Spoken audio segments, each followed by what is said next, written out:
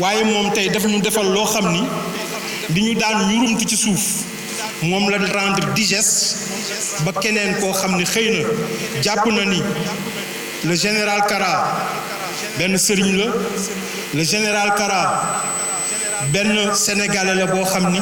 yaay indil nañu après 33 ans de compagnonnage di symboliser faratay julli ak sunnay julli di symboliser at gi fi Maam Jaara Buso def ci kaw suuf mu bindal ñu ci livre boobu pour ma gàtt li ma ci bëgg a wax rek lu bari lay doon yaay mbokki taalibe yëpp ñu ngi dugg ci sama làmmiñ ci sama xol ci sama jëmm wax la jërëjëf jërëjëf ci ni nga àndee le général de Bamba ndax nit ku ne noo ko uufale kilifaam rek xam na ko ci cadre boobu lañ lay waxee jërëjëf beneen bi ci tege mooy waxal nga ñu fu suñu làmmiñ eggul muy livre bi tey li ñuy ñaan citoyen du monde yépp ñu comprendre rawatina ñun sénégalais yi le général de Bamba est un guide éclairé et distingué nanu ko déglu te bootu ko mu yóbbuñu ci éclairage du Cheikh Ahmadou Bamba Khadimou Rassoul mi dig le Sénégal le développement parfait muy alxayru namaahi asalaamu aleykum wa rahmatullah. Merci Monsieur Barrot donc pour cette parole au nom du Diwan, la famille religieuse du guide. Mesdames, Messieurs, nous allons maintenant écouter la parole de celui que le président Senghor, premier président de la République du Sénégal indépendant, avait qualifié de poète le plus doué de sa génération. Celui qui avait remporté en 2018 le prix Tikuya ou Tamsi pour l'édition, mais celui qui, de 1979, date de publication de Mantes d'eaux et des aurores, à 2021, publication des Noces de ma mère, a fait une œuvre immense, complexe. Autant de raisons qui militent en faveur du silence. C'est vous dire que si je m'écoutais, je me tairais, donc je ne parlerai pas. D'autant plus que la littérature est une méditation sur les pouvoirs du verbe, mais elle débouche paradoxalement sur l'éloge du silence. Amadou Lamine Sall, auteur de l'œuvre, vous avez la parole.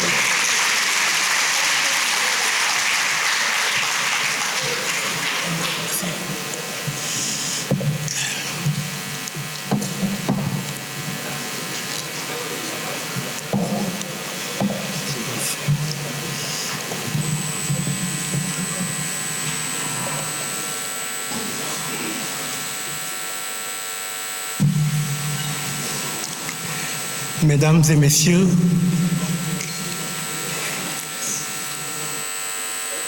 nous prenons ici la parole doublement. Nous prenons la parole comme fondateur en 1995, il y a 29 ans, des éditions Feu de Brousse qui éditent l'ouvrage qui nous réunit ici en ce jour. C'est l'ouvrage de l'énorme Madame Sornedien Baké. Madame Diornassin Baké est une légende. Il s'y ajoute que Amadou Lamine Sall est un ami de la famille Baké. C'est un ami du très cher Cheikh Amadou Kara Mbacké Noreyni.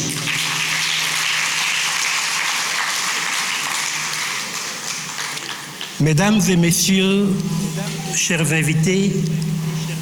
l'islam nous apprend que le premier devoir de la femme, c'est d'être jolie. Le second, c'est d'être soignée. Le troisième, ne jamais contredire son époux. Celle qui nous vaut cette belle et si impressionnante cérémonie de ce jour, c'est-à-dire Madame Sornedien Mbaké, va passer facilement l'examen. Elle a toujours été jolie. Elle a toujours été gracieuse. Soignée, elle l'est jusque dans l'âme, jusque dans le cœur et jusque dans l'esprit. Enfin, ce n'est pas Sornedien Mbaké qui va contredire son miel de mari. Ils se complètent, ils se respectent, ils s'aiment. En évoquant le nom de Madame Sornedien Mbaké, nous ne parlons pas seulement d'une femme. Nous ne parlons pas seulement d'une épouse. Cette femme n'est pas seulement une femme, c'est une fascination. Cette femme, c'est une histoire.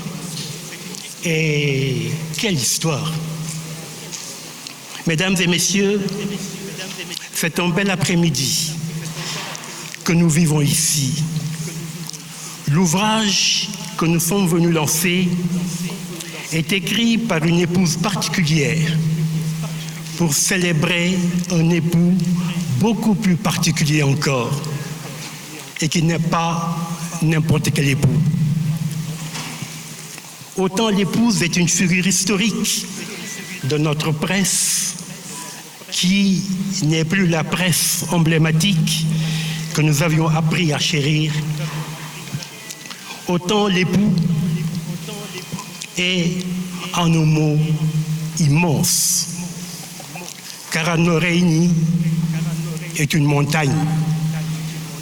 Et quelle montagne!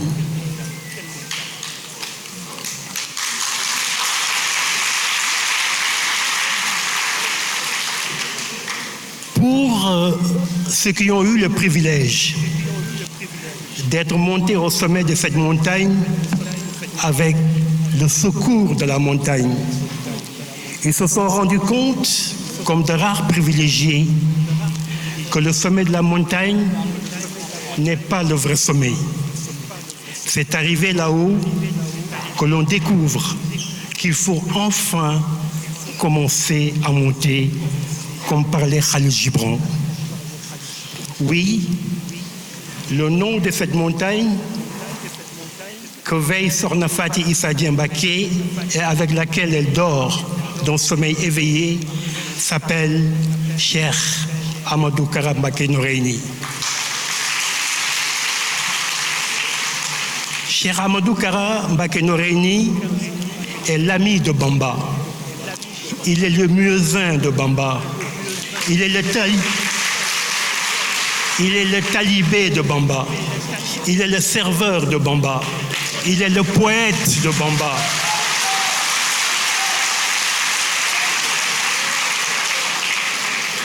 Kara Noreyni est la sourate de Bamba.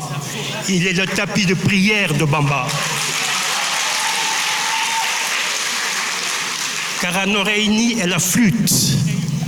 Il est l'harmonica. Il est le violoncelle. Il est le khalam. Il est la guitare de Bamba.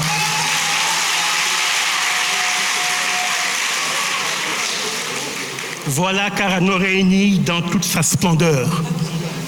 mais dans toute son humilité également. Voilà la figure emblématique que Sornedien Mbaké nous raconte dans son merveilleux ouvrage. Ce livre et le poignant témoignage qu'il porte sont une haute prière. Mesdames et messieurs, découvrez cette prière. Elle bouleverse. Enivrez-vous de cette prière. Elle nourrit, elle protège, elle change une vie. Elle nous apprend que la vérité ne se trompe pas. Et que si elle se trompe, c'est qu'elle n'est pas la vérité. Et Serigne Touba, comme son ami le prophète Mohammed, ne sont jamais loin de Kara Noreyni. Sornodien Mbaké nous dit tout cela avec des mots qui ne sont pas des mots de tous les jours. Elle nous raconte tout cela avec des mots qui n'ont pas de prix, avec des mots qui ne s'achètent pas. Il faut savoir voyager loin pour trouver ces mots. Cet hommage au général Kara par son épouse dépasse les pages d'un ouvrage. Cet hommage restera comme au musée. Madame Sornodien Mbaké vient de créer le musée Kara Noreyni.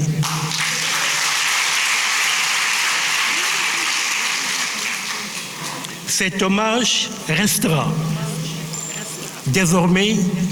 vous avez un musée, vous avez un ouvrage qui est au musée. Lisez cet ouvrage et visitez-le. Ceux qui n'ont jamais pleuré dans leur vie apprendront enfin à apprendre à pleurer. Kara Noreyni, Madame Sornodien Mbaké, est un protecteur. Vous avez un trésor, un très rare trésor. Gardez-le.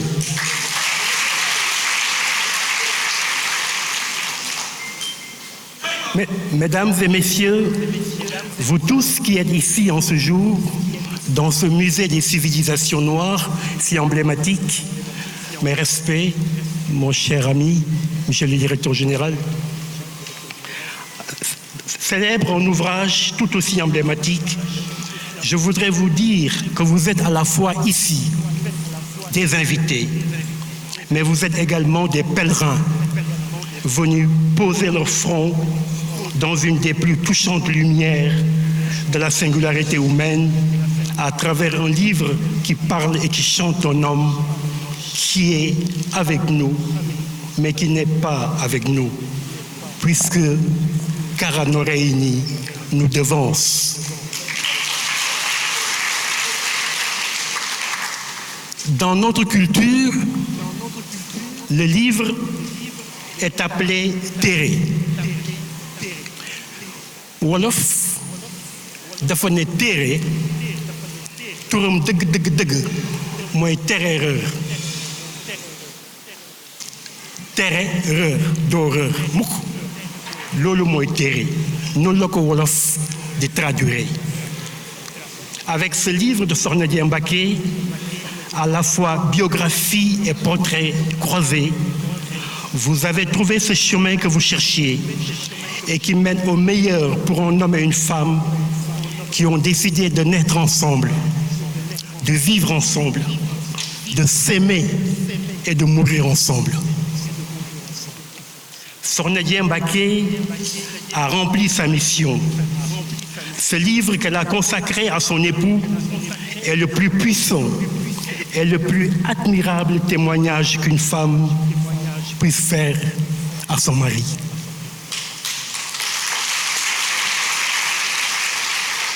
Kara Noreyni est à vous. La montagne vient à vous. Sornodien Mbaké vous a donné une échelle pour grimper et aller découvrir non pas un homme, mais une multiplicité d'ombres et de lumière. Kara Noreyni est un lac, il est une mer, il est un océan, il est une forêt, il est un champ de mil, il est un champ de fruits. Cet homme qui n'est pas qu'un homme est mon ami. Kara sama xarit la.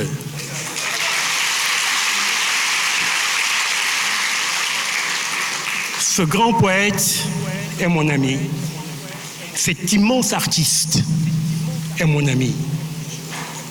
Et vous le savez tous, n'est pas un ami de Kara qui veut. On ne le choisit pas. On ne choisit pas Kara Noreyni. C'est lui qui vous choisit.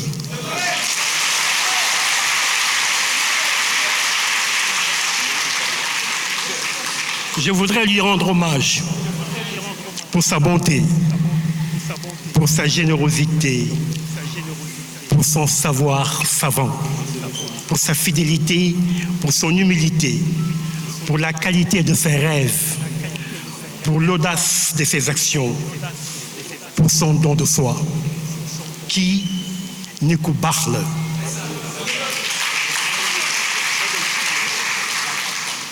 Kara Noreyni est un homme que vous ne connaissez pas. C'est un homme qui est méconnu de son peuple. C'est un homme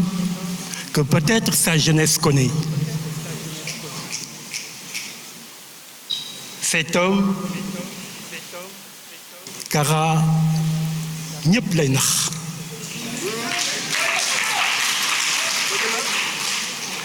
Kara Noreyni est d'abord un artiste, c'est-à-dire quelqu'un qui voue sa vie à la beauté. Kara Noreyni est beau.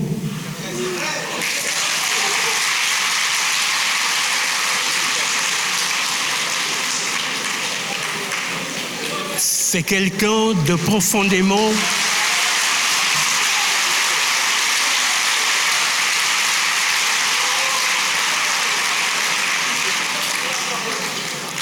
Je voudrais dire ici quelque chose d'important, de très important. En cette cérémonie, c'est le rôle majeur qu'il joue dans l'émulation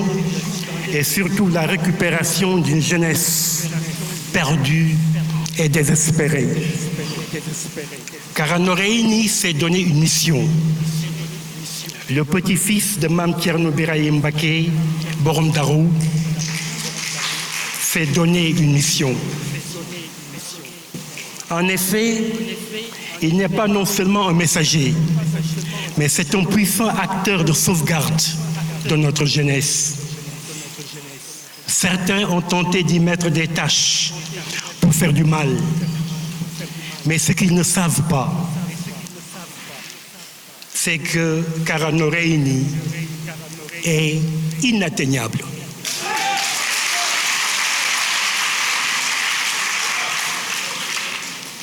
Nulle part dans ce pays si bavard, dans ce pays si gluant et si sectaire, un homme n'a autant servi la jeunesse de son pays avec un corps aussi grand que la Kaaba et des poches aussi vides qu'on puisse assécher. Kara Noreyni ku doy waar la. Si la jeunesse sénégalaise écoutait Kara Noreyni, elle ne prendrait pas la mer, elle ne prendrait pas les pirogues.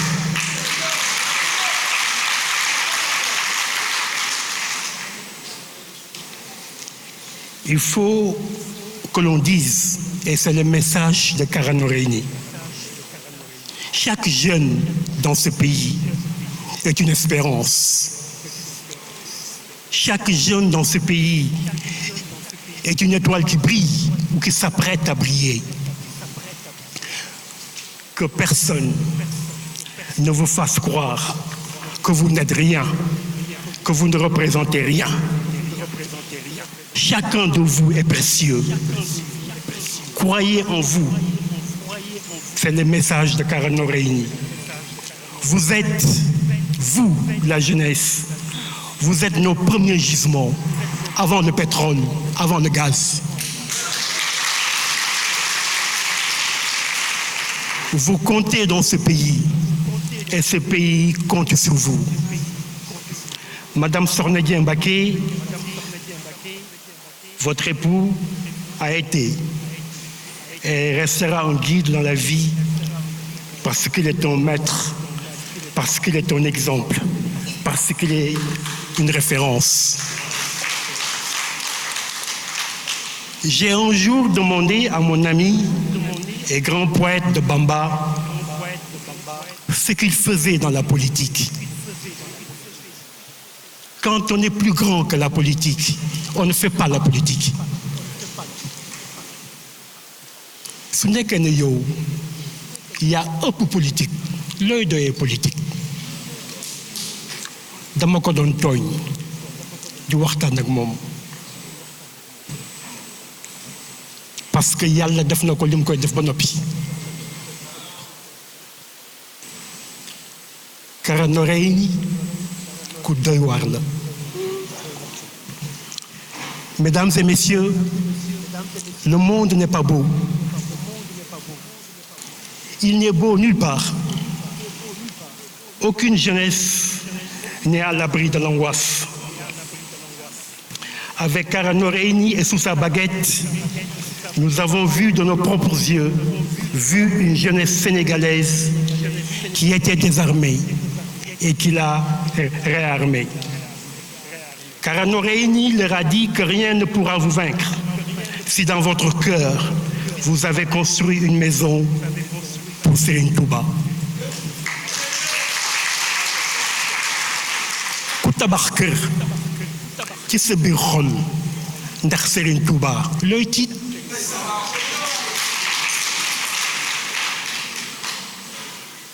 loolu la Serigne Touba loolu la Kara Noreyni wax xale yi. Je voudrais vous dire à cette jeunesse, au nom de Kara Noreyni, refusez que l'État soit plus grand et plus noble que vous. C'est vous l'État, c'est nous l'État, tous ensemble. N'attendez personne pour vous louer un rêve. Bu leen xaar kenn mu ne dama leen di louer benn gént. Gént bi yéen a ko moom, gént leen. Soyez propriétaires de vos rêves. Bu leen xaar benn wagon. Yéenay train bi te nekk leen chauffeuru train bi. Nangu leen bu leen nangu nekk wagon nekk leen train bi. Loolu mooy le message de Kara Noreyni. Madame Sokhna Dieng Mbacké a tout dit. Tout est dans le domaine de la foi. Parce que la foi, c'est le domaine inaccessible aux sciences. C'est un domaine inaccessible à la raison. Donc, il faut nous armer de foi. C'est le message de Kara Noreyni. Et quand vous lirez cet ouvrage, vous verrez véritablement ce que Kara Noreyni a apporté à son pays et ce qu'il a apporté au monde. Une grande mélancolie couvre le monde, mélancolie démocratique, mélancolie économique, mélancolie sociale, mélancolie spirituelle. Mais aujourd'hui, devant cet ouvrage de Sokhna Mbacké Dia et avec la présence de Kara Noreyni, nous avons tout oublié, nous avons oublié cette détresse. Merci, Madame Sokhna Dieng Mbacké. Merci. Merci de nous avoir associés à cette ivresse mystique de votre mari. Si vous cherchez le général Kara, vous ne le trouverez pas. Si vous voulez trouver le général Kara, cherchez Serigne Touba.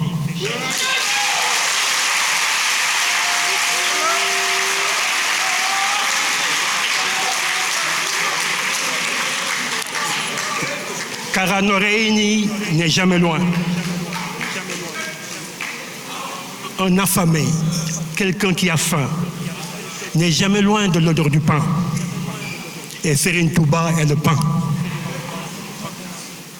Kara Noreyni est un affamé. Dafa xiif Serigne Touba. Je vais conclure.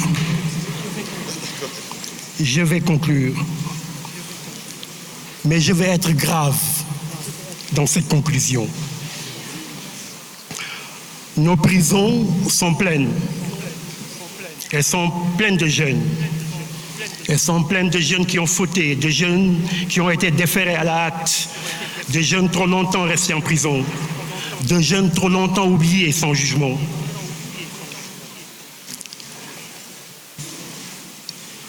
Dafa am benn génn prison mu ne duma génn ñu ne ko da ngay génn ñu génne ko mu dox ci mbedd mi am ku mu dajeel ne ko dama doon laaj fan laa mën a gis benn télécentre dama bëgg a téléphoner sama benn xarit kooku ne ko télécentre gën ñu fi de falaa yem.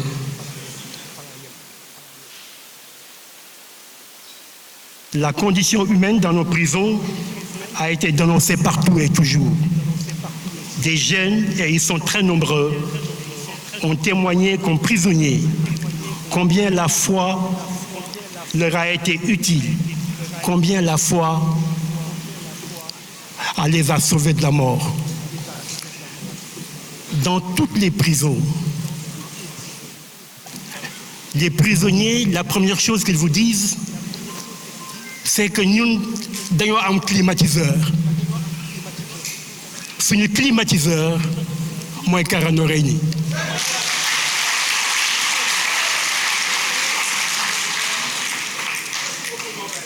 Je voudrais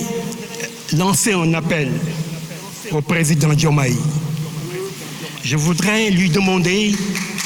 d'instituer une journée du pardon au Sénégal. Et que cette journée soit une journée de communion, une journée d'entente, de raffermissement des liens et des familles, une journée de réconciliation, une journée de foi et de générosité. C'est aujourd'hui, ici, à cette tribune, devant Madame Sokhna Dieng Mbacké et devant Kara Noreyni et devant vous tous, que je le demande au président de la République, une journée nationale du pardon.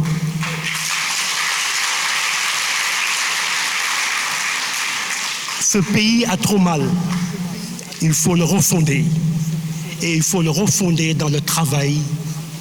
et dans la foi. Voilà ce que je voulais dire. J'ai beaucoup parlé. Mais il est difficile.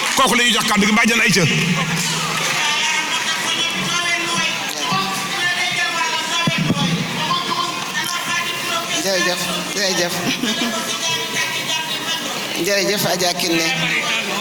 ko jërëjëf Adja Kiné Thioune auzu billah bismillah yina wàlli yàlla ñu ngi sant yàlla subhanahu wa taala di julli ci yonent bi alayhi salaatu wa salaam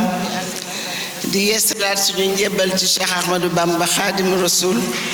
muy suñu yaakaar tey ak ëllëg awale ko ci suñu wasila Cheikh Ahmadou Kara Mbacké Noreyni le général de Bamba. kàddu gi ma jël sax teel na ndax dama waroon xaar ba ñuy wax ñépp wax ma doog tëj waaye dañuy adapté wu rek ci programme bi comme général yegsi na te dafa war dem pour ñu wax tuuti rek ci lu tax ma bind livre bi. maa ngi d'abord ziar suñu mbokk kilifa diine yi nga xam ne ñëw nañu wisi ma kontaan naa lool wax dëgg yàlla yamuñu ci kilifa diine yi société civile bi homme politique yi suñu àndandoo yi vraiment ci organes yi ma mës a liggéey yëpp ak institution yi ñëpp wuy si nañ ma man nag yéen ñëpp cant laa leen amal ngeen baal ma rek ma sànni ay kàddu waxtu boo leen waxee nag yéen ñëpp ba pare ma dogg nag tëj waxaaleeg ñëpp dama bëggoon rek wax ne téere bi li ko sabab mooy dama saytu lu bare ci Cheikh Ahmadou Kara Mbacké Noreyni ma gis ne waaw dëgg la siiw na nee nañu sax siiw du jàmmi borom waaye lu mu siiw am na lu bare lu ñu xamul ci moom ndax Sénégal soo amee tur yàlla bind la nga nekk ci kanam di nga am ñu la soppa de di nga am tam peut-être ñoo xam ne soppe di wuñ la waaye dañuy sikki sàkk ci sa doxin ak sa nekkin looloo tax ma ne daal peut-être jot na dama doon xalaat sax bind livre man ci sama parcours ñu bare loolu lañ doon xaar ma bind sama mémoire man leen waaye fitna gi ma am ci livre bi gaw ma def mémoire bon daal livre bi livre témoignage la ci kilifa goo xam ne melukaanam dafa bare mais lenn la ñuy retenir ci moom mooy daal Cheikh Ahmadou Bamba Xaadimu Rasul mooy teyam mooy ëllëgam mooy nooyeem mooy yëngoo mooy lépp mooy léppam minute jàll te newul jërëjëf Sëñ Tuba ñun ñëpp ànd nañ ceeg moom léegi defe naa Sénégal ak àddina bi yépp suñu déggee jërëjëf Sëñ Tuba rek moom la ñuy xalaat ba nag ma xam ne amal nañ ko njukkal gi sax xam nañ ne waa kër Cheikh Ahmadou Bamba ak waa kër Maam Thierno Birahim ñoo ci waat jëkk ndax ñoom tamit am na fu mu leen teg fu mu tegul ñenn njukkal gi sax état Sénégal ndax depuis presque 40 ans mi ngi liggéey ci ndaw yi di seet xale yi nga xam ne seeni waajur dañ leen xaw dàq ndax melokaan ndax safaan mais ni ma ko waxee barka dem ba nit matul surtout xale moom foo toll rek da nga koy jubbanti dégg naa jubbanti jubbantee xew mais ñun ñu ngi ci bu yàgg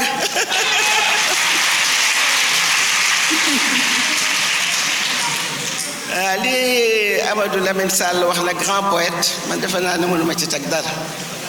par courtoisie ak déférence jox cër kilifa gi moo tax ma ne xaaral ma sànni kàddu yu ndaw ñu doog ko jox kàddu gi ndax dafa am yeneen itte ñi nekk fii baal ma ndax am na ñu war jël kàddu mais yéen ñëpp di ngeen ko jël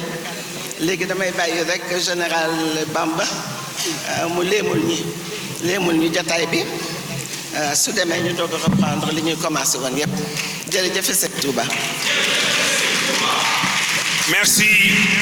jërëjëf bàjjan soxna ci kàddu yu rafet yooyu yaakaar naa ni ki ñuy bëgg a jox kàddu gi nag wax nañ ko sànq poète Amadou Lamine Sall nee na boo ko bëggee xam jerte jeex demal ci Sëñ Touba ndax maamam Cheikh Amadou Bamba bi mu nekkee njaareem daan def ay tomb dafa wax ni réew moo mën a dem ci àddina di réewum nit ku ñuul mbaa muy réewum nit ku weex ñett nga fay fekk doo fa fekk ñeent doo fa fekk juróom ku la mag koo mag ak koo maaseel ku la mag def ko ne sa ndey ak sa baay fonk ko wekk ko koo mag def ko ne ndeyam ak baay mi yërëm ko koo maaseel lépp loo ko nar a teg nat ko sa bopp ba mu jot la nga doo koo teg sëriñ bi noonu lay doxale Bamba Kara nga ñëw dugal sëriñ bi aca gawal jërëjëfe Cheikh Ahmadou Bamba Xaadim Rasul tàggkatu Bamba bi ne ci alifi auzu man laa lay ñaanee li nga amee ci arafi ba dun ma daane ci aagi itam di juróom-ñaar fukk jox ma at yu ko romb yu tegaat ñeenti fukk waawam gi ak leeram nanga ma ko baaxee ci zahir ak ci baatin ci turu albaaqi deelam ju tooy ji itam di juróom-ñaari téeméer bu ci nekk nanga ma ci jox ay téeméer bi baabi hii may ma ci ñaari leer yu gëndoo yu may leeralal ci biir ak ci biti naa seddoo alifu billaahi buur bi yàlla kenn la nii la bëggee benn buy wàññi fukk kenn la lam ga jiitu ci billaahi ak lam ga ca mujj boo ca tegee jiim dundub yoneen bi ca ngay mujj hasaqiiruk billaahi ab li ma may juróom boo ko màndaxee mu doon waxtuy julli juróom miimu mina seytaani moom itam ñeenti fukk ay bagaas a ngi ci biir ndax li muy ñeenti fukk nuunuk seytaani ni mu doonee juróom fukk taxul mu yam ak bu kun fa yakuunu mënta bokk lifam itam mënta yam ak billaahi dunu benn kiyee yàlla kee di seytaane di marit kee di kenn laamam ga moo di wetam fu mu xàcc bëgg mu dal te gannaaw ku gëm yàlla rekk lay bëgg mu dal siinam gii di junni cey Mbàkke musal nu ci ñun boo ci maandoo fu nu jëm kon du doon fu baax ci ñun yaawam gii di niru jaal te doon jaan juy màtte fexeel mu képp bañ a ñépp bañam yii moo rawi jaan taati dorom ji itam dafay wut ku mu def ca biir nan ca mucc ñun murit yépp bu kenn dem ca biir alifam gu gàtt gii teewul mbolde la ca moom ku mu ko dóor bu dalee faw nga jóg jom ca moom noona la nuunam gamel juróom fukki mbolde la doom ak sët ak sëtaat ku nekk benn mbolde la alifum rajimi moom danaan man de bandi laa ku ma ni nacc dootoo rëcc na ngeen xam ne woyu laa laamam ga moom itam danaan sama dëgëj bii ku ma ci jàllale masta yow araamal nga yu neex yi raagu rajimi danaan man maa raw bépp xeej dama ñaw te tàng jër maa gën a bonub xaj jiim ganaan am naa ñetti fafal naaw yu yóbbuwoo sawara te danoo gaaw leen may yóbbuwoo sawara yaaga naan sama ñaari bëñ yi day keppee su ma tiimee jaxal na ma ni yàlla ki ma kepp miim ga naan lu ma feesal daa jafendi dama yaa waaye yàlla moo ma dig ni dinga fees loo yaayaa jërëjëfe Cheikh Ahmadou Bamba Khadim Rasoul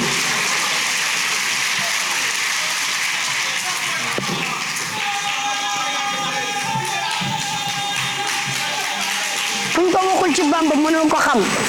amit na lool kum ko joxul ci boppam mënoo ko am lam daj ba am li mu am du lépp lañ mën a wax du càgganee yaakaar ko tax may wax lii may wax tàmbaleewul fenn fudul ci tawxiid moom Xadim tofal ca ñaaree sa topp soog a ànd ak tubaab bi dem wéy ba mu wéy hasbunallahi ba muy bëgg a dem nee nañ ca biig ca la sa Mbàkke baari soog a dem alxal bay misaal pexem yàlla fonkoon naa ko bandal hasballahi wa bandal basmallahi jàppoon naa ko yar bu rafet ba mu daan yar ay ndawam jox cër moog Cheikh Ibra Faati may rakkam mi ko doon daar ju Musa amal dafay woo Cheikh Ibra Faat mbaa mu woo Cheikh Isa Jëne ñi def fa daar jërëjëfati Cheikh Ahmadou Kara Mbacké Noreyni assalaamu aleykum waaleykum salaam rahmatullah taala barakaatuhu tabarakallah ana lan ngay def fii ba heure bi tey bi mu gisee lu tax tiitoo man fii mooy suñu kër tabarakallah jërëjëf bismillahi wa ala millati rasuli wa manhajil xadim taalifu a'uudu billahi min asheytaani rajim moom la Bamba wax fii léegi ca alif ga njëkk ba ca miim ga mujj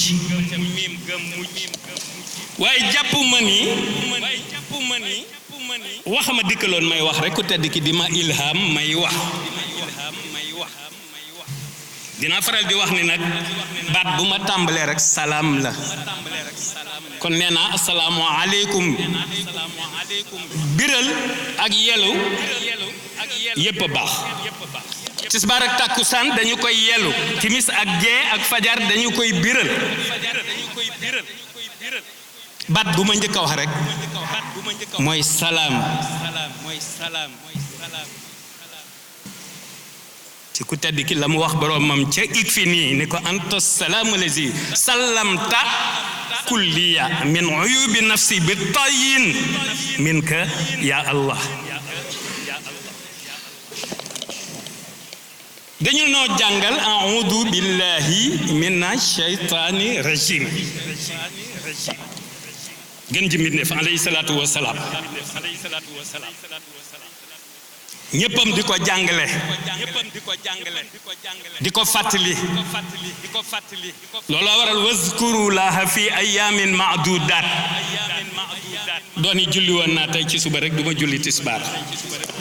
dooni waxoon naa lu baax démb mbaa defoon naa ko duma ko def tey déedéet fi ayaamin maadudaat man nag ku tedd ki bi may defloo waskuru la fi ayaamin maadudaat ca Paris la woon ca tubaab ya ba ma ko waxee laa ko mokkaloon ba léegi daan ko def suba ngoon léegi ma koy def ñeenti yoon dans les 24 heures wazkuru laha fi ayamin maadudat mi ngi tàmbalee wajjahtu kulliya za xurbin min allah xillan wa hibban wa za shawqin illa allah allahu akbaru mimma kuntu af'aluhu wa lastu akhsha la waxoon tubaab yi wala arju siwa allah nekkuma kuy ragal lu ma yaakaar kenn ku dul yàlla duma ragal ku dul yàlla zikri wa shukri wa ridwani wa mahmadati bil qalbi wal jismi wal aqlami lillah kulli li rabbiya fi sirrin wa fi aladin wa lastu as'alu ghayru nafihillah kookoy sauveur de l'humanité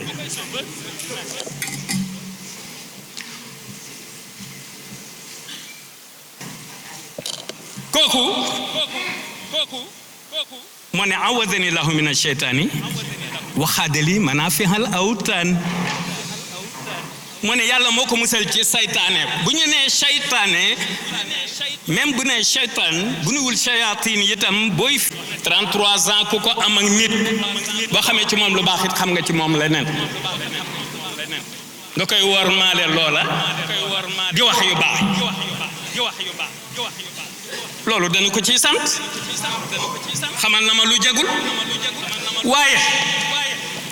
bu nu demee ca mawaahibu dégg ko tedd ki mu naan axfa shurura ku ne xam na ne amul yu ñaaw jegew ko fenn waaye ñu dégg ko mu naan axfa shurura abdal xuyura xaada surura lisir rajay naan shafa saqima nafal alima xaadal xadima ila najay yal nañ ca muccaale axfa shurura góor ñépp ca faaga jigéen ñépp ca waaw ga waaw ak shurura ga aleykum salaam wa rahmatullah fu ne war nañ la fa xale bi du xale di ay waxeen yooyu xew rek mi ngi mel ne xale mberago yi falu nga xam ne maa leen tudde le ticket mberago présidentiel ticket mberago 1 ak mberago 2 dégg nga pap mberago 1 mberago 2 ba xam ngeen li tax ma ci dugal yooyu boo feesee ndem ko tedd ki daf ma féete fépp ñaare ma faw ma dugal ci yoo xam ne daf may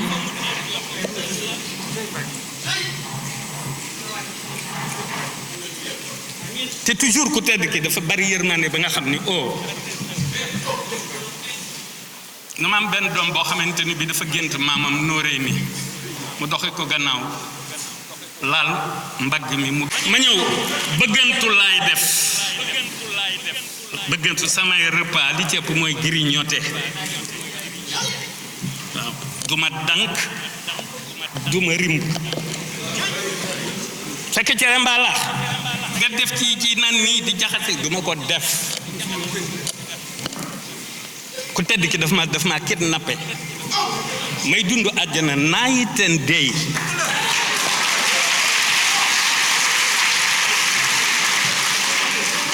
xam nga gis ngeen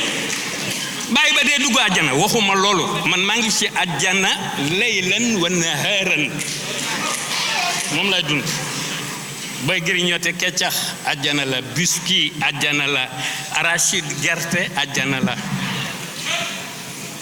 waaw li nga def muy sa àjjana rek mooy sa àjjana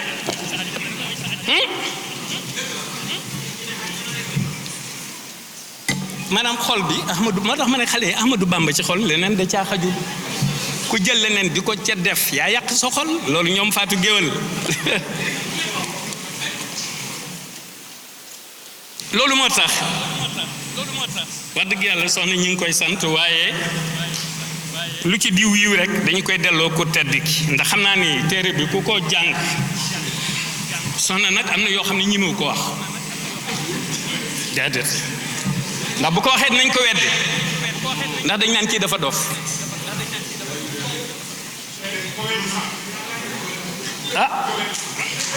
dégg ngeen sama doom jee nga xam ne am kàjj la moom déedéet dafa am loo xamante ne bii maa ngi lay tuubaaleel ma ne maa ngi lay tuubaaleel mbooloo moo dem rek ñun ñetti catégorie lañu noonu doomu aadama yi ñetti catégorie lañu ñetti catégorie lañu de même murid yi ñetti catégorie lañu am na fukk tedd ki waxee ñun ci jumaadal ula uri li wacci maliki sabila kulla muridin sadiqin nabila ñetti muritam murid rek ak murid sadiq wa nabil kooku nag lay won yoon wi kookoy njiit mooy jëwriñ ji mais ngeen baal ma ñëw tuuti bala ma jàll soxna xam na ni kenn duma dugal ci ay wax dama bari wax su ma xasee tudd ko tedd ki nit dina bëgg ma bàyyi te duma bàyyi te ma paree itam nit dina bëgg ma toog te duma toog moo tax may jàllale yi may jàllale réew mi ku tedd ki de moo waxoon ca bu muy soog a jóg xadda aqanil yawma hubbul ahli wal watan dara gàllankooruma tey jamono yi ma nekk lu dul bëgg réew mi sama waa ak sama waa réew xan darki ma li zawil anwaari wal fitan ba muy soog a jóg la ko waxoon kon defe naa kooku bu ne waa jaxanii bil xayri kulla layli maha nahaarihi wa taaba nayli waxaat ni waa jaxanii bil bishri kulla yawmi wa kulla shahrin wa aqudu qawmi nañu nangu mu giddiñ le bien de tous les jours le bien de toutes les nuits le bien de tous les mois instant yeeg moment yeeg suba yeeg ngoon yeeg temps yépp lu ci nekk da nga am bien am mal le bien de tous les temps moom la ko yàlla jox nee na looloo tax muy guider peuple mais bu ñu nangoo mu guider ñu lan la ñuy def mooy xale yi ñëw nañ nee nañu rupture baatu xale sax dañ ko tàmm waaye jabar doom moom nekkatoo xale ay lijaasa nekkatoo xale di karang-karañi di feeñal sa yéene ba yàlla ñëw ko dogalam nekkatoo xale man maay animé rek di amusé wu ak ñoom xam ne ay jàmbaar la ñu yoo xam ni njàmbaar ji fu ne jaare nañ ko fa waaye am na lu Lamine wax léegi lu am importance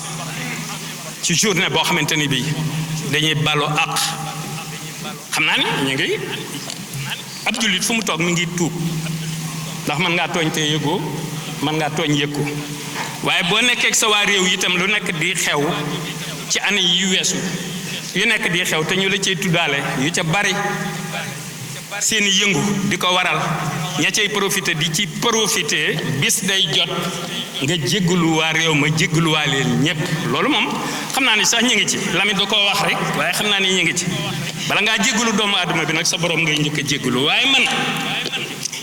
man dama leen di wax yoon bu gàtt taqsiran raccourcir laa leen di jox vers un développement durable dans 4 ans nahju loqada matlabul fawzayni gis nga ñaar yooyu bu ñu gànnaayoo ñaar yooyu rupture bi daal di am waaye gis nga ñaar yooyu bu ñu ko gànnaayoowul dinañ defe ne rupture am na te fekk du am parce que li fi nekkoon ak ni ñu daan doxalee li ñuy continuer te duñ ko tey loolu mooy problème bi rupture da ngay indi lu bees li bees te ñëpp xamaguñu ko li valable dinaa interpeller sëriñ yëpp nag ñu ndaw ñi laa wax de waxuma sëriñ yu mag ku am 70 ans jëm kaw boolewu ma la ci képp koo xam ne moyen nga 70 ans yaa ngi ci biir moo xam Mbakke nga sant moo xam Buso moo xam Fall wala Jenn wala Jóob wala Njaay wala Gajaga ak noo mën a sant yaa ngi ci biir Sëriñ Muntaxa dafa wax ba noppi te dégguma kenn ku waxagul lu ci jëm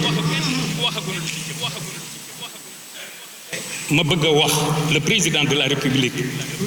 et son premier ministre bu ma juumul sax te man naan bu ma tuddee premier ministre maa ngi koy wax sëñ Abdou ci suba démb ak tey ndax itam xam nga boo xasee bay nelaw moom rawaan yi di ñuy wëndeelu rek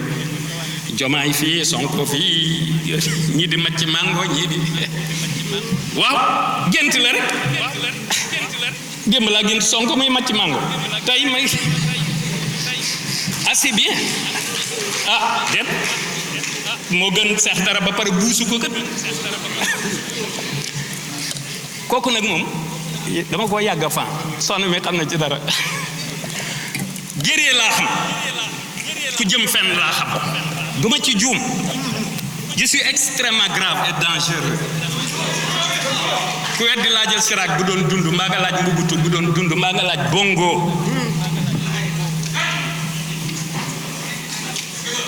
mbaa nga laaj Béjee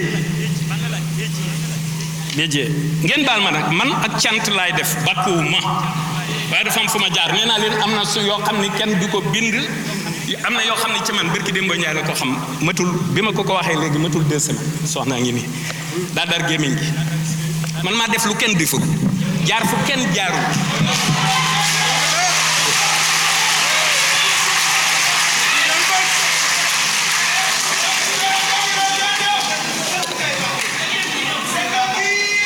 ba noppi doon koo xam ne nag bu sama soxna fexe ba tëdd ci sama wet bu ma lay ngàdd booy daw dog déedéet noonu la demee pour man rek ci lal bi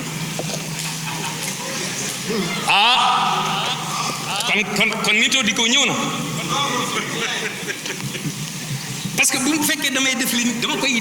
li nit ñi def di wax li ñuy wax di doxe ni ñuy doxe kay maa ngi ñëpp yam kii mus naa koo wax ca Colobane jigéen liñ ko xamal mooy laajub dépense ak laaj bu bari jigéen ñenn ñi nday Mbàkke waxuma jigéen ñëpp de waaw soxna moom du la sonal ci ay laaj ak ay kii yu demee waaye li ma bëgg a wax daal mooy ay wàjjile li nu am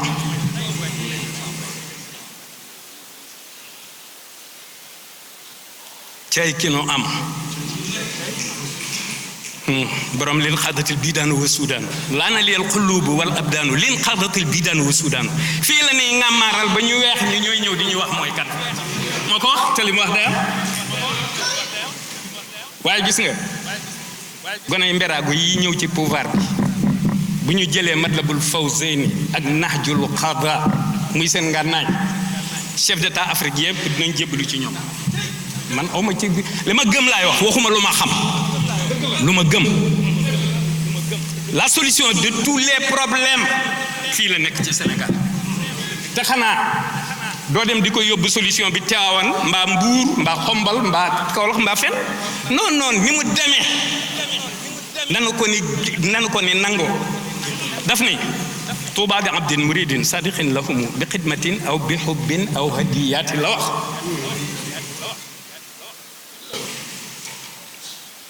loolu ay waxama ca xuqal bu kaaw kenn waxalu ko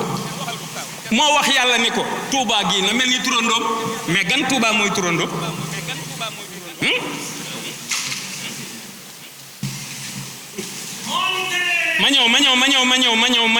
ma ñëw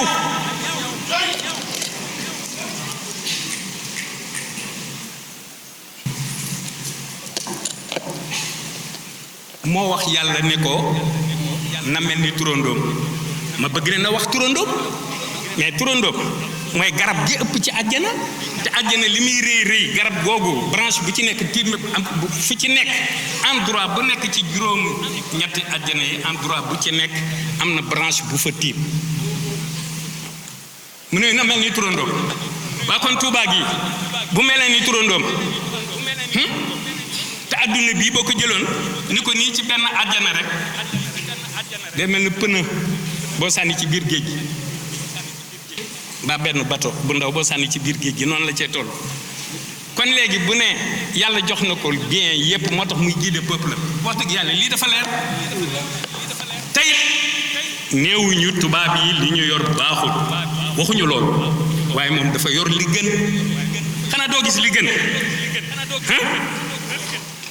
boo gisee li gën wax dëgg yàlla demal ci li gën amarani rabbi bi an usarriha bi annani malazun wa mafzahun fa man arada al xayra fi kiltayi daarini falyaluz bi loolu la wax.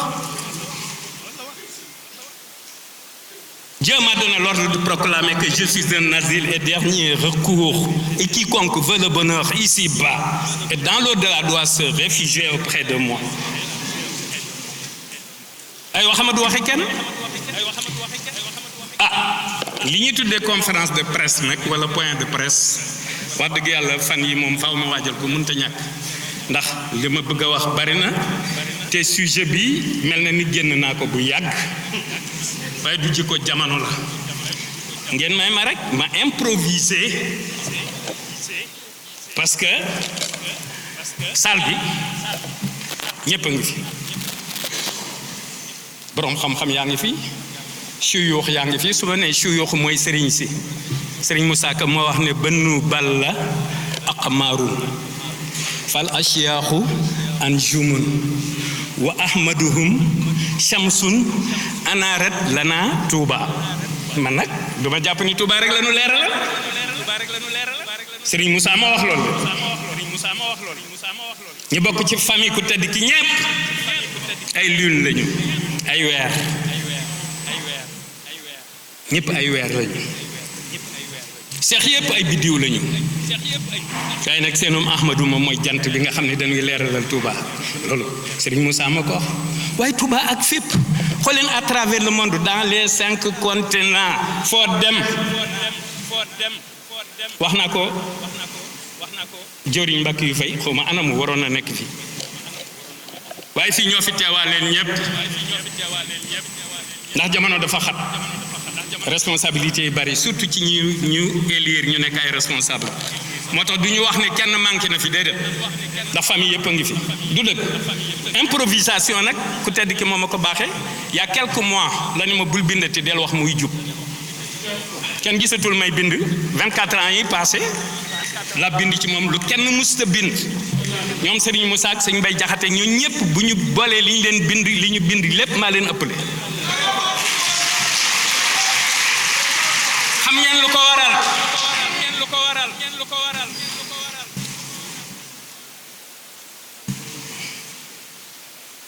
waaw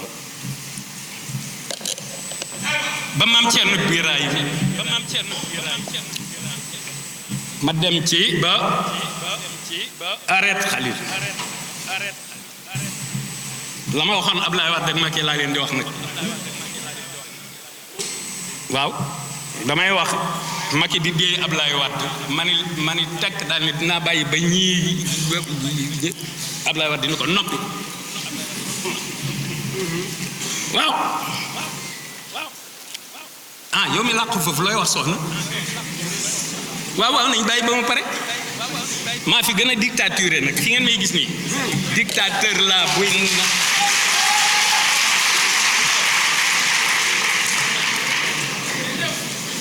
waaw xam nga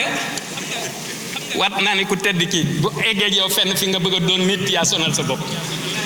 ku bëgg nga doon nit it moo sonal boppam nox war waaw man bind naa ba bind wallax ndiku ndax dama jàng ka fayte ne xëy ba ma tajax-jaxa min al layali fa shakartu baja noonu lay waxe di bind perse di bind grec bindul arab rek de moo tax xasid ak baax boo ca demee di nga ca fekk fukki baat ak juróom benn yoo xam ne benn du ci arab la nga yëpp la dégg yan xaadu li fatul xuyubi min alim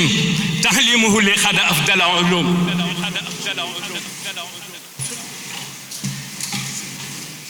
waaye baatu kañaan bu ko dul woon tudd da nga naan amul baatu noon bu ko dul woon tudd da nga naan amul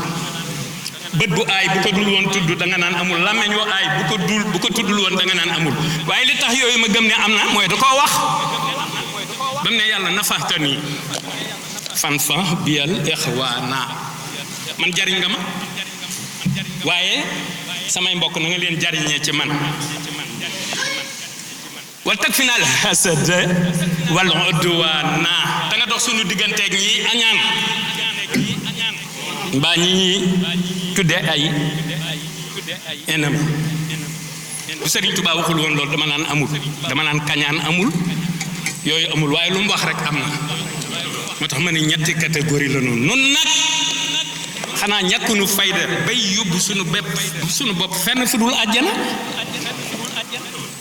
ah man de maa ngi ci yoon te kat bari na jigéen ñi foo xam ne di leen di defal ay bakkar feggu ba demee ca tarjumaani mawaahibu wa jahalha mimma tataghanna biha al-hurul ayn wal wildan fi janna jigéen ñi ak xale yi ni ko poème bii xasida gi na nga ma ko defal jigéene àjjana ak xale àjjana di ko woyantoo moo tax ma daan wax xale yi xadd fakk kabla xadd basta fadla fa durru walla wana fu jaay ma ni kooku kenn du moom li tax sunu lépp nu koy def ak cant moom moo wax ni yàlla daf koo sant digal malaayika yépp ñu ànd ci cant gi moo ko wax shakarani rabbi shakarani rabbi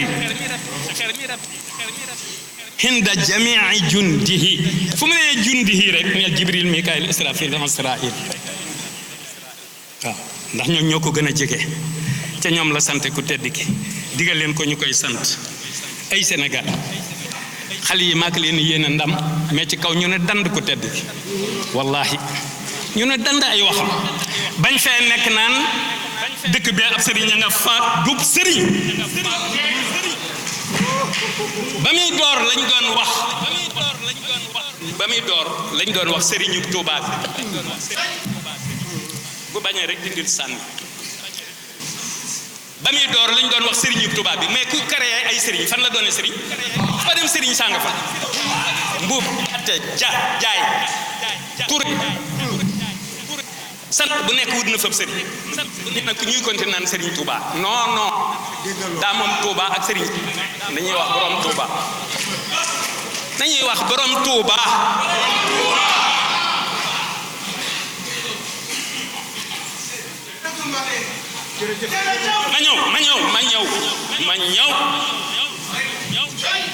ma ñëw waaye dëkkam bee ak réew mii buñ nee Touba naan Xombal naan Tiwaawan naan Njaasaan naan fu ne mais fépp ay dëkk la fépp ci Sénégal la bokk mais Touba la ñu wax mais républicaine ñun ba léegi tubaab yi d'accord xam nga ñu ngi naan développement astaghfirullah ñu ngi naan indépendance mais suñu mentalité yi suñu xel yi tubaab yi ba léegi ñu ngi nu jàpp ci xel yi lañu jàpp man fi mu toll dëgëru fi rek a tax samay prononcé A ak B waaye ku amum Lamine am soxna gaañe Pape Alé mais le nouveau directeur la Pape ñu ngi lay ñaanal nga am ndam nga am dinañ la song mais comme fekk na nga doon jàmbaar fekk na nga doon jàmbaar dafa war a ñeme sonjaan waaw da ngay fekk bayal bu yaatu te niveau suuf yi du ñu bokk fii dafa am lu ñuy wax sonjaan fii am lu ñuy wax deg joor fee am lu ñuy wax joor sonjaan bi moo jafe xale yi nañu tàmbalee fi jafe bàyyee xale yi fi yomb le président de la République et son premier ministre nañu song fu jafe-jafe yi yomb yi ñu bàyyee ko xale yi encadré leen encouragé leen te képp ko nga xam-xamu état ak luy defar réew bu leen ignoré parce que ay jàmbaar la ñuy dox di wane seen njàmbaar ba dogalub yàlla ñëw la tax numéro 2 bi doon numéro 1 nag maa ko xam te duma ko wax waaw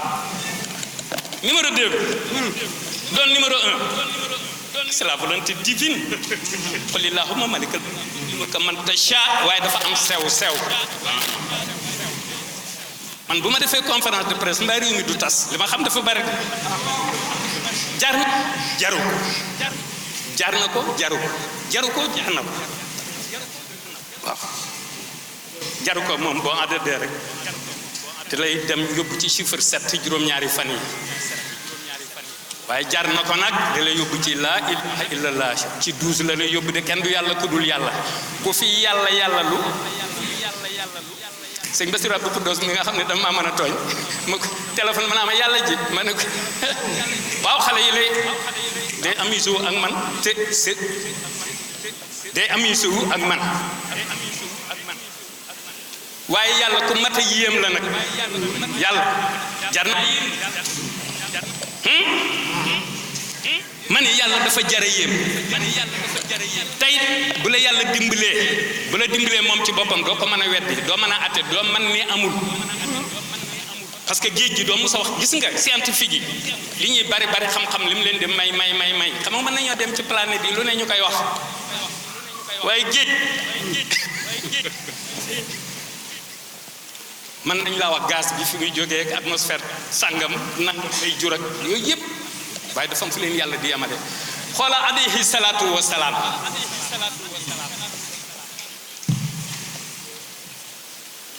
fa arash nekk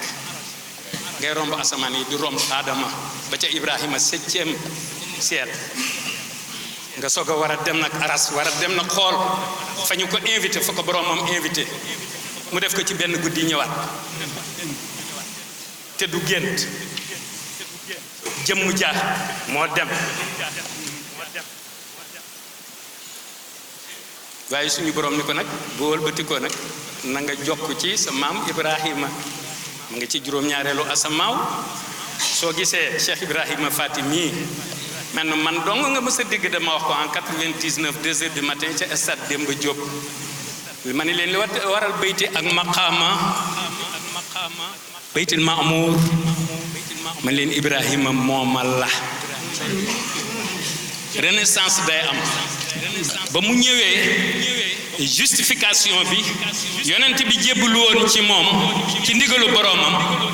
moom la doon justifier moo tax doom jum am tudde kenn ci saaba yi Ababacar Omar Ousmane Aliou Miqdad Zubairu et cetera sotoo ca mbaa bokk ca du tax ma koy nëbb Serigne Abdou Khoudoss radiyallahu anhu daana wax ni wax ci Ceerno portiwul ci moom waaye man dañ maa wax loolu te ku tedd ki boo waxee ci Ceerno da ciy bëgg ndax waajuram soxna Faati Isa turandoo kii moo njëkk a jébbalu ci Serigne Touba Serigne Moustapha Saliou nee na moom moo gën a gëm Serigne Touba ñépp mu yónnee ma xarum tabaski ni ma soxna Fatou Issa laa ko defal te à partir de cette année at mu jot dinaa ko def jaar ci yow kon man nan laa war a def war na maa façonné manit jëmali ci borom Porokhane ku yebbu bàyyi xel loolu sëti borom daaru yëpp a ngi fi ngeen baal ma xam nga improvisation laa waxoon dama bari wax au lieu que muñ dangeen may baal ndax wax saa yu baree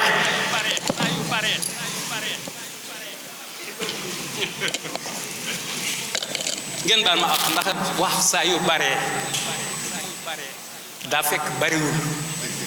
mbir yi rekk a bari loolu poésie la ngeen baal ma ndax wax saa yu baree dafa mel ni bariwul daa fekk mbir yi bari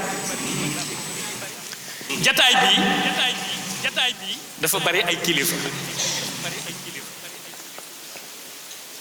ay Ahmadou ki Bachir ñoo fi di kilifa te foo tuddee góor nag faw nga ni jigéen ndax Adama ak Awa tax kii góor la kii jigéen ñoonu meññi ñun ñoo bokk ndey ak baay ñoo bokk ay yaay ñoo bokk ay nijaay xoolal fee Serigne Abdou Aziz Mbacke ak doomam Serigne Ndaayaan Abo Mbacke ak mbokkam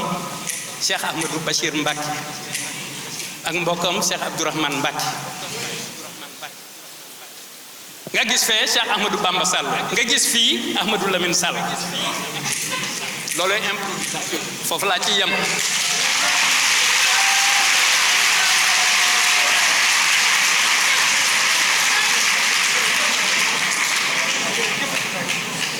soxna Fatou Issa borom livre bi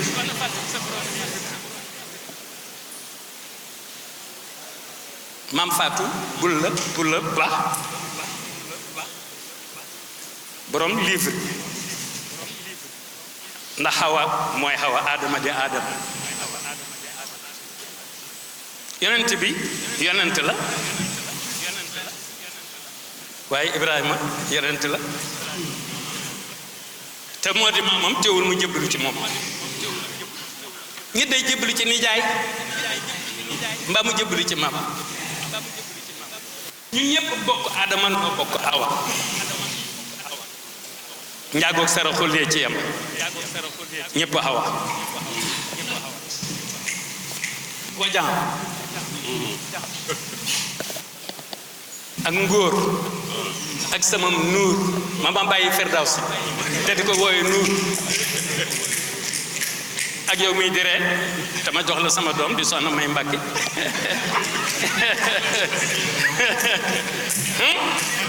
waaw ngay rakk di doom ma boole leen yow ngay nekk laa bi liir su dul woon li may kaf kon faw dama ciy fiir ngeen baal ma xam nga Serigne Moustapha Saliou dafa musa wax asafurla Serigne Moustapha Sy zaimul mustarshidin dafa wax ni dafa musa wax ni régime ñoom mag yi dañu ma jàppee comédien mais juumul buñ ma ko jàppewul woon it quelque part moom la comédien waaw parce que comédien du dara ku dul kuy bégal nit ñi loolu rek la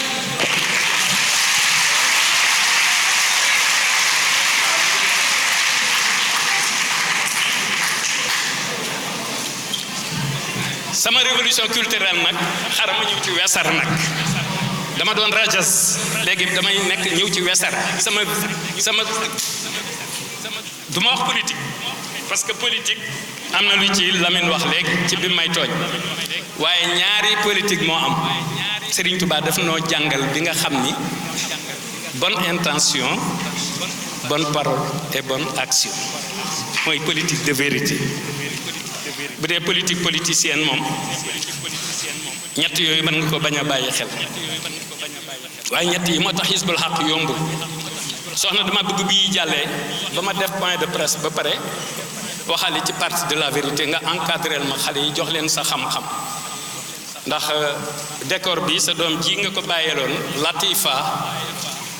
moom ak Abdou Koudous laa bëgg ñoom Baro encadré leen ñu jël relève parti bi ku ma ca dëgg nag li ma massa man du ma retraité déedéet du ma retraité parce que Hizbul Haq du yëfi caaxaan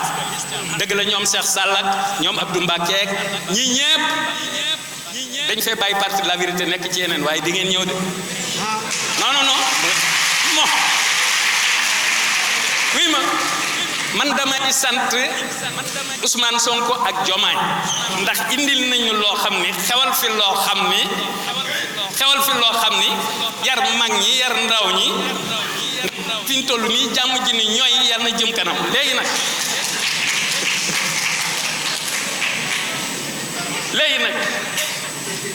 wallaay ñoom sant naa leen xooleen ni réew mi dale te Ousmane nag gaañi ba nga xam ni xanaa papaale rek Ousmane Sonko li ma xam ci moom wallahi yaayam ji ko jur xamu ko ci moom Abdou Mbacké na ci dara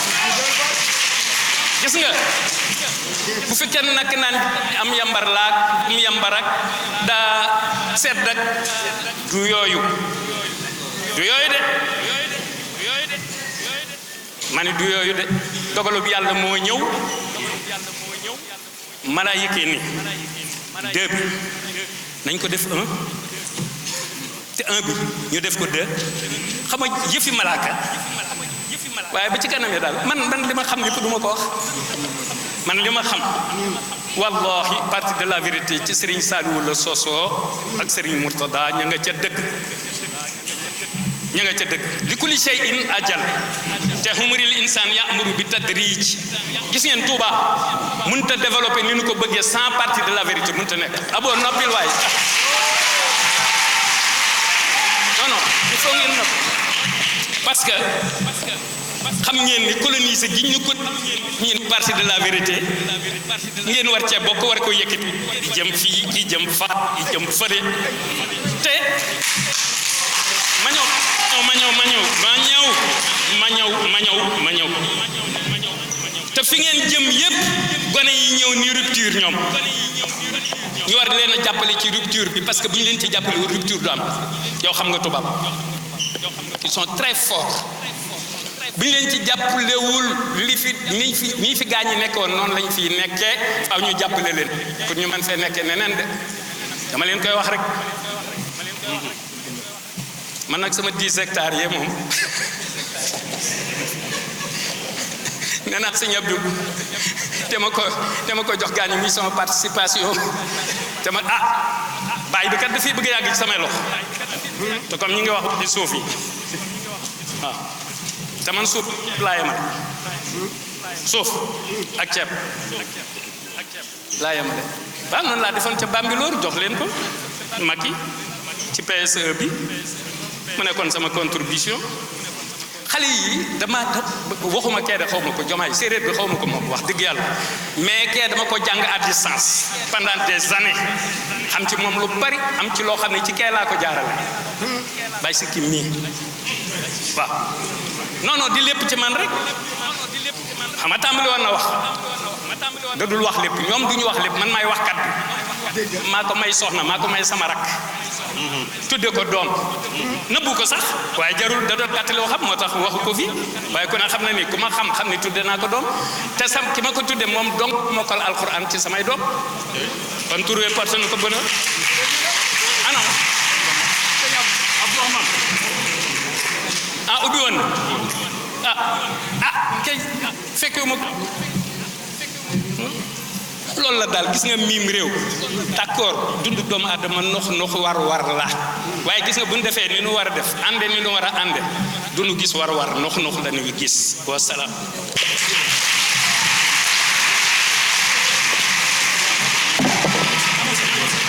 Voilà, merci. léegi nag dañuy dem xool def dédicace ak xool cocktail bi waaye discours yi dafay continuer dañuy continuer ñu bàyyi orchestre bi mu jouer en attendant ñu def voilà l'orchestre.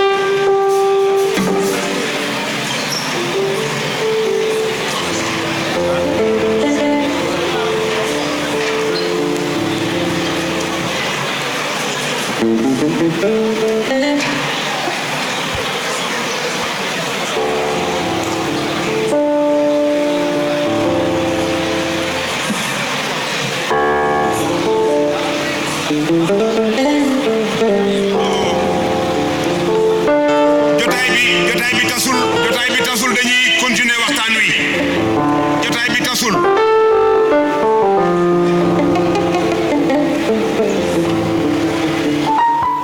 Mais presque inconnu ou méconnu du grand public. C'est la raison pour laquelle j'ai pensé écrire ce livre, où je ne pouvais pas tout raconter, mais j'ai essayé en 191 pages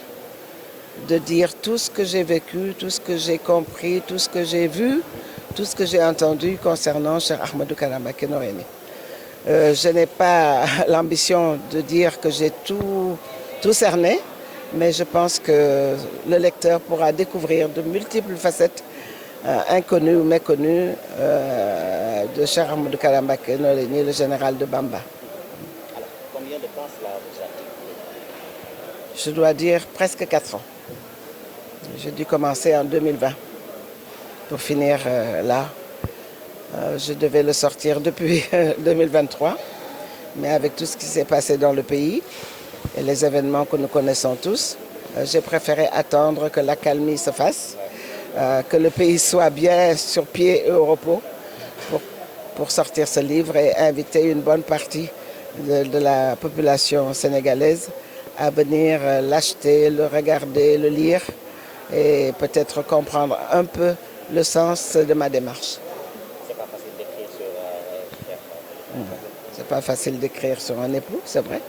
C'est pas facile d'écrire sur un guide spirituel. C'est pas facile d'écrire sur un être aussi multidimensionnel que le général de Bamba. Mais j'ai essayé, j'ai fait ma part de labeur en attendant que d'autres, peut-être plus tard, puissent compléter mon œuvre. Oui. Waaw. Merci. Merci. Alhamdulillah. yaa ngi maanaam delloo njukkal ki nga xam moom mooy sa borom kër Cheikh Modou Kara mu am tur lool ci réew mi am tur ci àdduna mais tey nga préféré rendre ko hommage daal di bind ab téere boo xamante ni yaa ngi ko maanaam yaa ngi ci rendre hommage bu yaatoo yaatu alors tey est-ce que jafe na carrément pour nga bind ci ku mel ni tey Cheikh Modou Kara waaw li ma bëgg a wax mooy yombul d'abord bind ci boppam moo yomb. Parce que moi, j'ai été journaliste de la presse audiovisuelle. Il m'arrivait effectivement de faire... Olof laay wax de pardon. Olof ndax bind téere déjà ci boppam moo jafe. te maa ngi doog a jànkonteeg jafe-jafe boobu. ndax man dama daan wax journal wax ci rajo wax ci caméra ak yooyu léegi-léegi ma bind tuuti su ma demaan ay mission couverture yoo xam ne presse écrite amul ma bind ay papier yónnee mais bind livre téere boo xam ne day commencé di dox ba jëm mujjanteel ba ak liñ ci bëgg a dugal yëpp léeg-léeg mu ëpp léeg-léeg mu néew foog nga balancer ko loolu moom jafe na moo tax daal maa ngi rendre hommage bindkat yëpp bindkat yi Sénégal yi bare nañu macha allah ay jàmbaar lañu ndax bind moom dafa metti lool bind nag ci ku mel ni Cheikh Ahmadou Kara Mbacké Noreyni moo raw ndax dafa am ay melokaan yu bokkul yàlla daf ko defal tamit mu nekk koo xam ne Cheikh Ahmadou Bamba Khadimou Rassoul rek mooy itam du leneen ñu waxee ne àddina bi moom jàpp ci dara lu dul maam jeeg giddam borom Touba moo tax ci foofu laa def laa accès sama livre xam ne su ma ko yóbboo foofu rek li ci des yëpp day yomb moo tax foofu laa ko tënk li ci des nag may nettali ay yu xew ci àddinaam bi mu nekkee tout tànk bi mu doonee mag bi mu doonee xalifa Cheikh Ousmane Mbacké Noreyni ma ca bayti noonu daal laa ko bindee te bon léegi maa ngi xaar yéen tamit nañ leen jox ay livres bien sûr mun naa ne mën na ñeenti at waaw parce que ma daan bind di effacé di bindaat am na sama benn rakk koo xam ne catholique la Gisèle Silla xaw ma ndax mi ngi woon ci salle bi parce que man tey presque gisuma kenn moo may saisiral di ma jàppale nañu toog ay waxtu ci WhatsApp bi di corriger en direct ba yàlla def daal ñu yegg si fii Amadou Lamine Sall tam ñu ngi koy gërëm ndax bi may wut maison d'édition moom moo ñëw spontanément ne ma man xariti général la ne ma sama maison d'édition les feux de brousse mën nañu jël livre bi imprimer la ko éditer la ko nga génne ko. waaw Moustapha Niass sama nijaay la moo doon président assemblée nationale déjà bi mu koy préfacé après mu doon haut conseiller personnel du président Macky Sall waaye moom dafa sonn ci livre bi moom laa ko jëkk jox mu lire ko nee na ma benn guddi la ko lire yónnee ma ay impression moo tax moom tamit maa ngi koy njukkal bu baax a baax ndax moom ma encouragé na ma maa ñees continuer rek continuer defal nii yokkal lii dina baax alhamdulilah rabbi alamina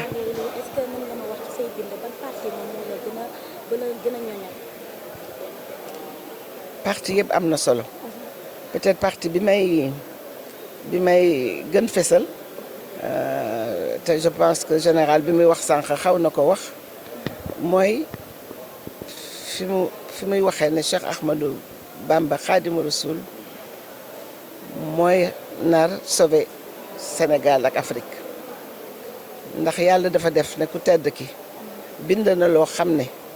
ci nuurul daarayni projet de société la boo xam ne mun na adapté wu fépp pas seulement Sénégal waaye Afrique maa ngi fàttali Edem Kodjo peut-être que xale ngeen xamu leen ko c'est moo doon secrétaire général organisation de l'unité africaine OUA bi nekk léegi Union africaine bind na benn téere naa leen ko wutal reproduire leen ko bu mu ne la voie de salut de l'Afrique se trouve dans le mouridisme nee na Afrique moom suqalikoom ak te naataangeem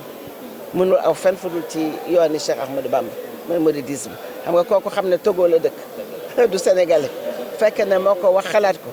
te soo leen dee lire di ngeen gis ne ñëpp wax nañu sëñ Touba ñëpp borom Touba ñëpp wax nañ ci bon nag suñu amee ku mel noonu di sénégalais di nationaliste patriote man dëgg na patriote yi ñuy tudde yëpp moom c'est le plus grand patriote de tous les temps moo bëgg réewam moo ne moom réewam jaral na ko bakkanam waaw diggante bi de peut-être que su rattaxul woon neexul woon